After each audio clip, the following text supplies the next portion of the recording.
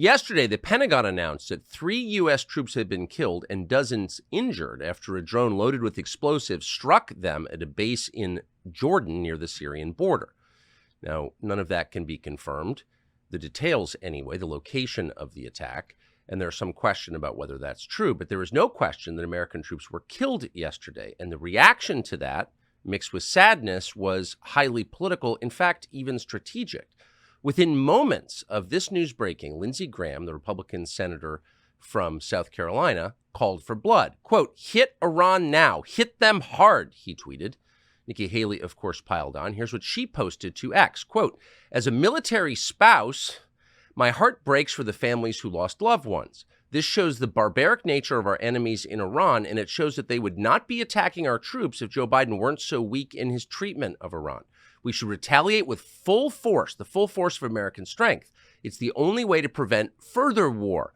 If we do not, these attacks will continue." Interesting. All of this came immediately. They were joined by Wes Clark, the former presidential candidate and commander of NATO, and buffoons like John Cornyn, who apparently is a senator from Texas, etc., all saying the same thing. Let's go to war with Iran. They all said this in both sides. Here's Nancy Pelosi on CNN telling you yesterday that anyone who is not for this, who would like, say, a ceasefire between Israel and Hamas, is working for Vladimir Putin. For them to call for a ceasefire is Mr. Putin's message. Mr. Putin's message. Make no mistake, this is directly connected to what he would like to see. Same thing with Ukraine. It's about Putin's message. I think some of these protesters are spontaneous and organic and sincere. Some, I think, are connected to Russia. And I say that having looked at this for a long time now, as you know. You think some of these protests are Russian plants? I don't think they're plants. I think some financing should be investigated. And I want to ask the FBI to investigate that. It's hard for most people to believe that a person in his or her 80s could be evil, but she is evil, and she's speaking lies. What you heard is totally dishonest. But there's a point to the dishonesty, and that is a war with Iran, which people in Washington have been agitating for more than 20 years. So are we going to war with Iran? Are we already in a war with Iran? And if so, what are the consequences? Most Americans have no idea. It's not even something they're thinking about, but they should be. Joe Kent is a former Green Beret. He's a combat veteran who lost his wife in one of these wars. He's running for Congress in Washington State in the 3rd Congressional District, and he has an interesting and highly informed perspective on this, and we're honored to have him join us now. Joe Kent, thank you so much for coming on today. So when you see all of this, and you hate to be cynical, but you really can't be too cynical when you're dealing with the war party in Washington. It did seem like a coordinated response very quickly, moments after the announcement of the tragic death of these American servicemen. What do you make of the response from both parties in Washington to the deaths yesterday? I mean, this whole thing, we've seen it coming, Tucker. We left our troops in these vulnerable locations, like on the Jordanian, Syrian, and Iraqi border.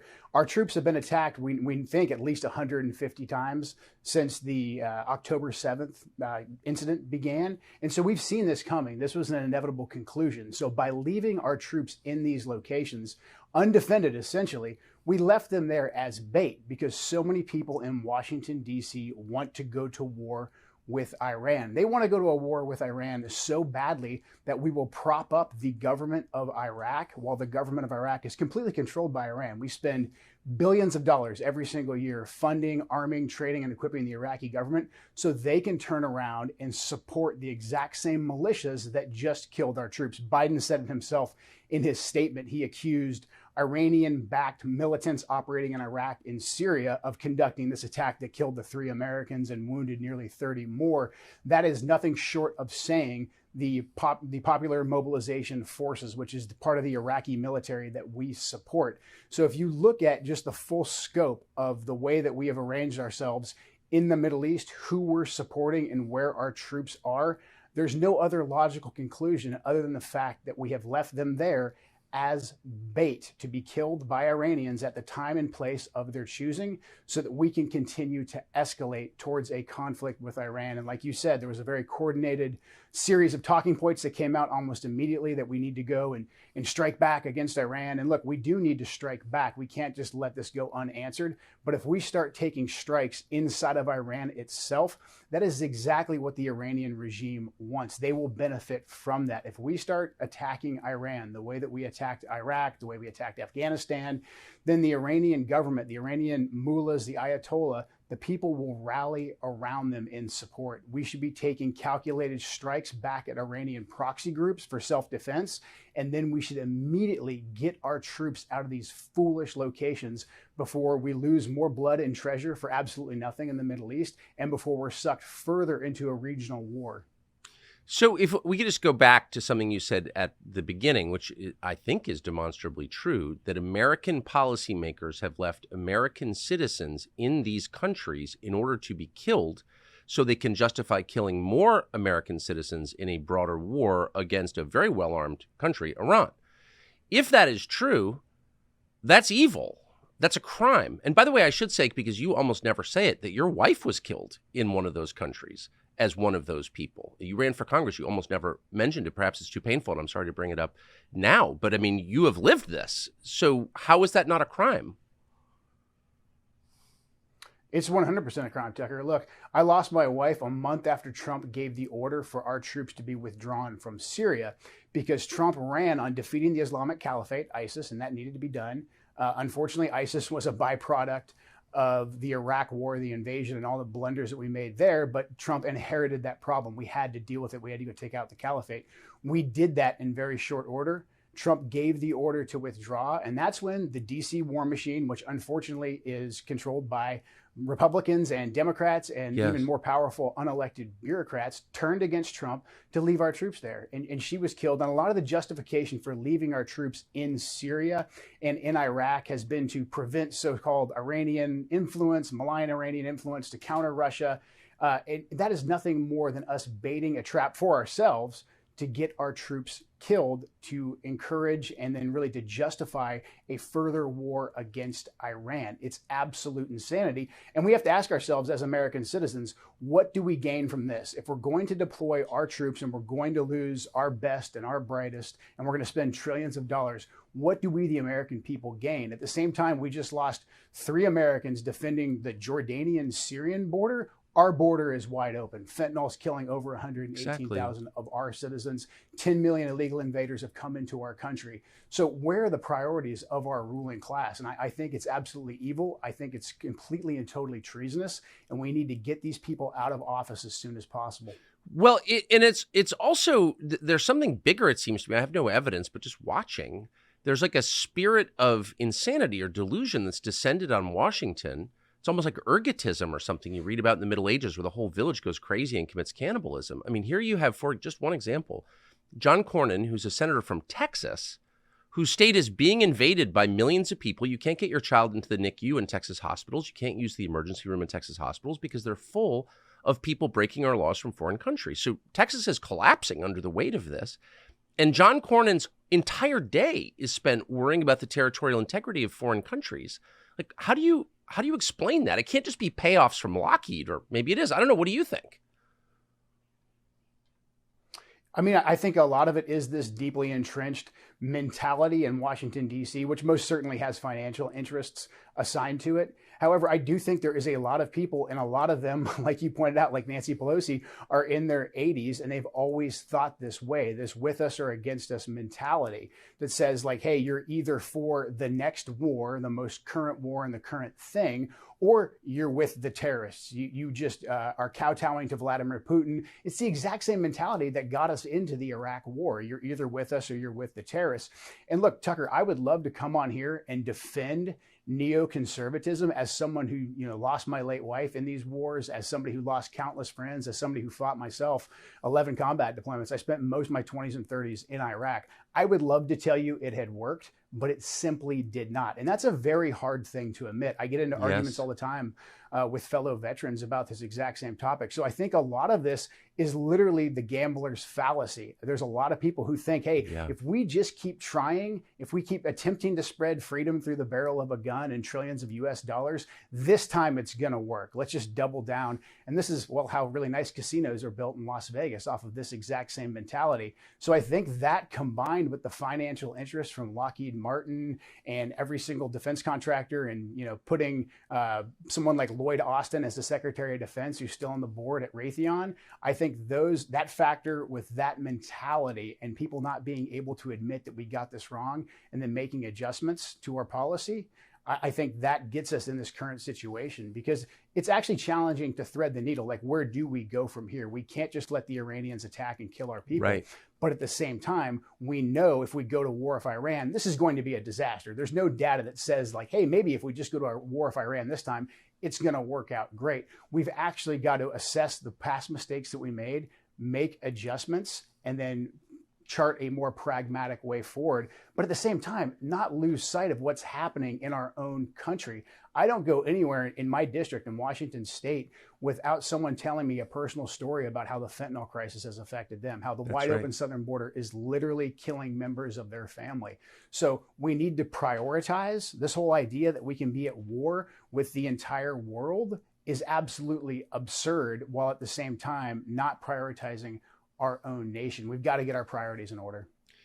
I've always wondered how someone like you must feel, who, as you just said, spent a good part of your life on 11 combat deployments and lost your own wife in these wars, when you're denounced as a tool of Vladimir Putin, or in the last race you ran, neocons subverted your message by claiming you were a CIA operative when you were arguing against the CIA's paramilitary involvement in these countries. I mean, the whole thing was so dishonest. But how does it make you feel? I don't think you need to prove your loyalty to this country. You already have. To be denounced in public as a traitor to your country. When it happens the first, somewhere around the first 10 to 100 times, it hurts and it makes you really mad. And then you get in this effort to prove why you're not what they say you are. I'm not a Nazi because, I'm not a Vladimir Putin puppet because. But then you know what? Actually, or somewhere around the 101st time and the 1000th time, you can only laugh at it because it's so preposterous. The people that are arguing that we should forfeit our own territorial integrity for the territorial integrity of, I don't know, Ukraine or the Jordanian border, those are the people that will call us traitors, especially when the vast majority of them arguing for this have never had any skin in the game. As a matter of fact, I think the vast majority of them don't know anyone personally who went over and fought these wars.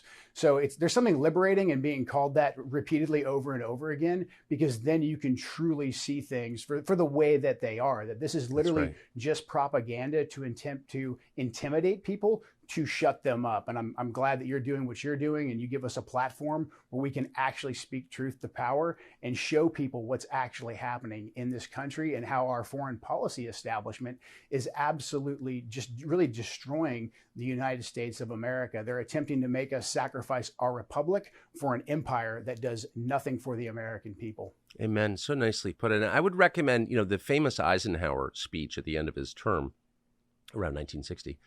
Or 61, the military-industrial complex, which is worth watching. So let me just ask you one last question, because he called it 60 years ago. You referred to what a war with Iran would do to the United States, and I don't know that a lot of people in this country fully understand what Iran is as a nation state. It's not Afghanistan. What do you think the immediate and then longer-term effects of a war with Iran would be on the United States? Immediately, it would be very bloody. I have no doubt that we could probably defeat some of their air defense and go in there and have another shock and awe campaign. But again, like we saw how the shock and awe campaign in Iraq really didn't actually work in the long run. So I have no doubt that we'd have some immediate results that people would cheer about here in the United States. But Iran, Persia, has always been an empire. It's been around longer than any of the other players in the modern Middle East right now, and they are not going anywhere. And right now, Iran has a lot of internal problem. They have a lot of internal strife with the Ayatollah and that government that's only been in power since 1979. But again, if we start conducting strikes in Iran, everyone in Iran will rally around their leader and they will become even more revolutionary. And then we will have Iranian proxies throughout the entire region that will be conducting attacks just like we had in Jordan. And really, in the long term, Tucker, the axis that has been built really since Putin invaded Russia and we decided that since Putin invaded Ukraine and we decided we were going to throw this massive sanctions package at them, China has come in as a major player, and we are deeply compromised by China. They control a lot of our economy. They control global manufacturing. They're deeply embedded in Wall Street, and they've also made deals with the Iranians. They want access to Iranian petro, not to mention the fact that Biden killed off U.S. energy independence, and now he's going after LNG, and the world's biggest LNG exporters are Iran, Russia, and Qatar. So this axis would become very powerful. If we get deeply involved and deeply entangled with Iran, we are playing right into China's hands, because China would like nothing more than for us to be committing our military industrial base to a war in Eastern Europe, in Ukraine, and then to be committing our conventional military power, our blood and our treasure, back in the Middle East. That will make the Pacific, our actual border, extremely vulnerable to Chinese aggression. Or China will simply just watch us bleed out economically as we bleed out on the battlefield on these couple different theaters. It's absolute insanity. It's opening up Pandora's box. And again, for what gain to the American people? I mean, I think that's the most reasonable, common sense-based, factual assessment I've seen of this from anyone. And the fact that you're not in Congress tells you a lot about the forces you're up against. But Godspeed. Joe Kent, thank you for summing that up for us today. I appreciate it. Thank you so much, Tucker. I really appreciate it. Thank you. Free speech is bigger than any one person or any one organization. Societies are defined by what they will not permit. What we're watching is the total inversion of virtue.